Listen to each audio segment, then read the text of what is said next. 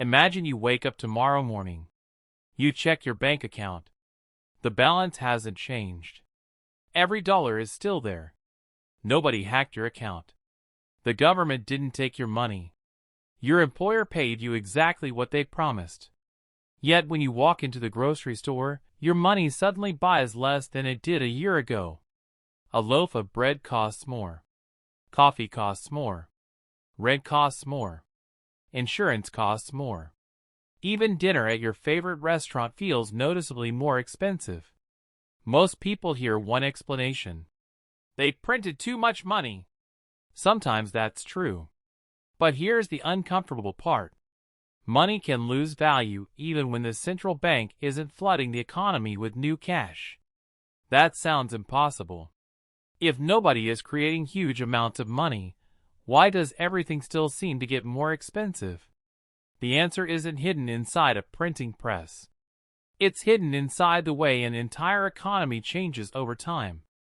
And once you see it, you'll notice it almost everywhere.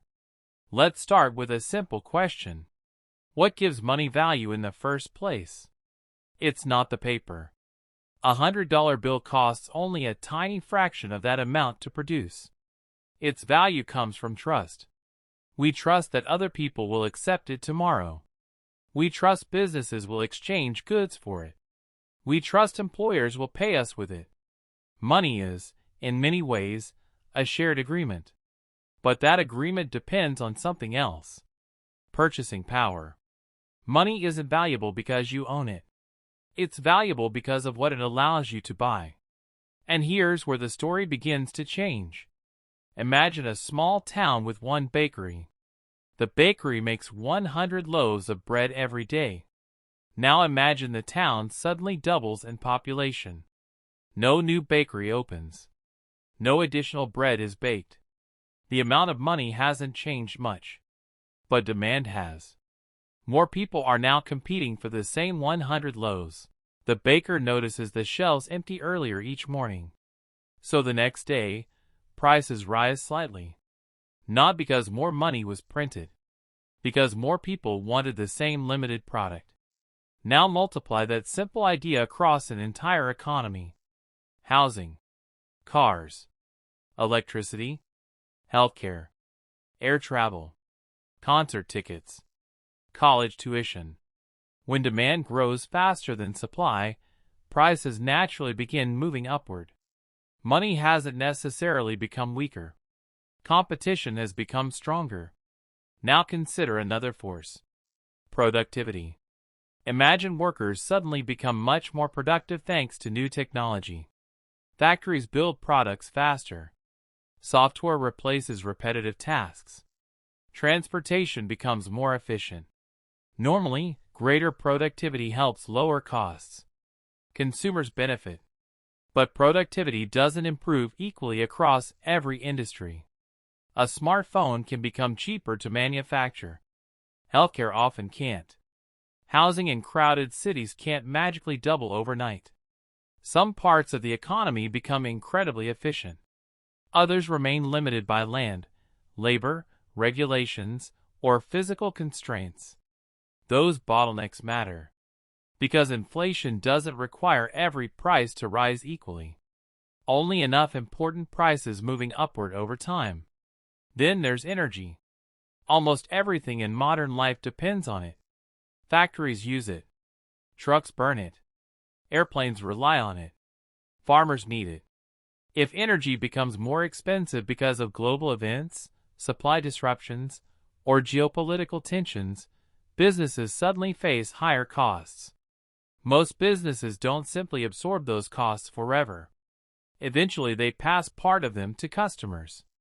Again, no money printer required. Now let's talk about something even less obvious. Expectations. Imagine every business owner believes prices will rise next year. Many will increase prices before their own costs fully increase. Workers who expect higher living costs ask for higher wages. Landlords expect higher expenses and raise rents. Suppliers negotiate higher contracts. Consumers rush to buy products before prices climb further. Suddenly expectations begin influencing reality. Economists sometimes call this inflation psychology, not because it's imaginary, but because beliefs themselves begin changing behavior, and behavior changes prices. Now here's something many people overlook. Modern money doesn't always arrive as physical cash. Most money exists digitally, inside bank accounts, loans, electronic payments. Banks create purchasing power through lending. When banks confidently issue more loans, households and businesses suddenly have greater ability to spend. Even if the central bank isn't dramatically expanding the money supply, credit conditions themselves can stimulate demand. More spending, more competition, higher prices. Then there are supply shocks. Imagine a factory producing computer chips suddenly shuts down. Car manufacturers can't get enough chips. They produce fewer vehicles. Car dealerships receive fewer deliveries. Consumers compete over limited inventory. Prices rise. The amount of money barely changed. Supply did. The pandemic reminded the world how interconnected modern economies really are. A factory closing thousands of miles away can eventually make furniture, electronics, appliances, and cars more expensive somewhere else. Now let's zoom out even further. Population changes matter. Urbanization matters. Climate events matter. Trade policies matter. Shipping costs matter. Labor shortages matter. Each one nudges prices in different directions. Inflation isn't always driven by one giant event. Sometimes it's thousands of tiny forces moving together, like individual drops of rain eventually filling a river. This is why economists spend enormous amounts of time studying inflation. It's tempting to search for one simple villain. Reality is much messier. Sometimes governments spend aggressively. Sometimes supply chains break. Sometimes energy prices surge. Sometimes demand rebounds after recessions. Sometimes housing simply can't be built fast enough. Often several of these happen at once. And then there's one final layer. Time. Inflation doesn't need dramatic headlines to matter. 2% sounds harmless. 3% sounds manageable. But small percentages repeated over decades quietly transform entire economies. Imagine earning exactly the same salary for 20 years while prices continue climbing. Your paycheck still arrives. The numbers haven't changed. Your lifestyle has. This is why purchasing power matters more than dollar amounts. People often celebrate raises without asking whether those raises actually outpace the rising cost of living. Sometimes they did. Sometimes they didn't. Now consider the greatest irony of all. Many people believe inflation only exists when governments are printing money. It's a simple explanation. It's easy to remember. And sometimes it's an important part of the story. But economies are living systems. Millions of businesses. Millions of workers. Millions of consumers. Billions of daily decisions.